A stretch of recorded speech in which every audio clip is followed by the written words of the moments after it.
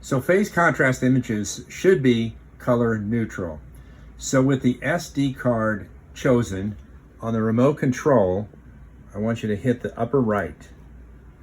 And that's going to bring up a menu onto the monitor. And it says color. And you hit OK.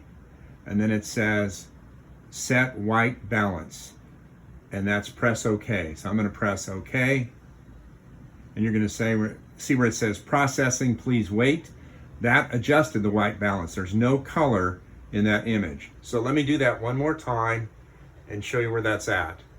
I press upper right on the remote.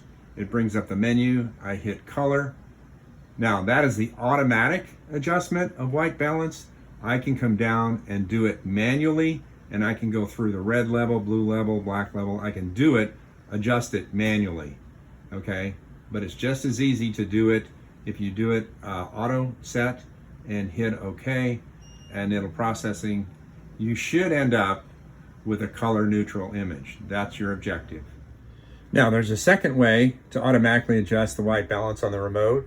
On the upper left where you see it says WB, and if I hit that button, then you'll see where it says processing, please wait, and that made an adjustment to the white balance also.